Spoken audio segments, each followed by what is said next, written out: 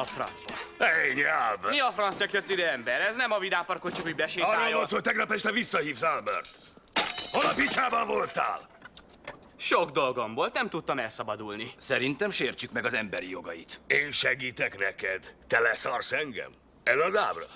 Komolyan, ember, esküszöm, hogy a városban voltam egész éjjel. Persze. Szimatoltam magának, mint egy Persze. vadászkutya a mezőn. Mi az, hogy vadászkutya? Ehhez nekem semmi közöm. Rohangálok egész éjjel, gyűjtöm a jobbnál jobb tuti tippeket, csak magának.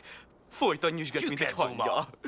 Egész nap hívtalak, bazd meg, pedig utálok tárcsázni. Nem tehetek róla, hogy... Biztos megint ráálltál a speedre, vagy lövöd magad? Nincs magában semmi megértés, gyógyszerfüggőségi problémáim Megértő, tegnap vannak. voltam, ma zabos vagyok, mert elbaszod az időmet. Vincent, értse meg. Szerelmes vagy? Mesélj. Szerelmes lettél valakibe az este? Vele voltál? Vincent. Mondd, hogy igen, akkor békén hagylak. Azt még be is veszem.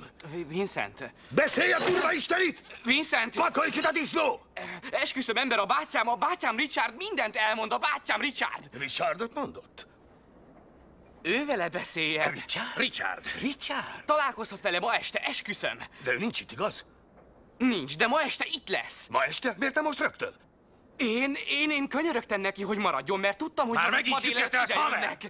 Nem, esküszöm. Azt mondta, nem marad. Mert Phoenixben van dolga.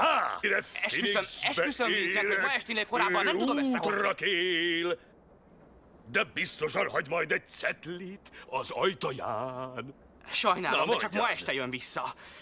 Ez van. Találkozhat vele a BJ's-ben, az Alvorádón.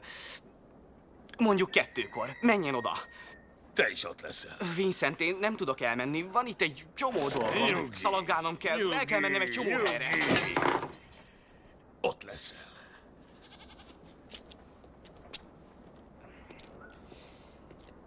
És többet ne baszd el az időmet!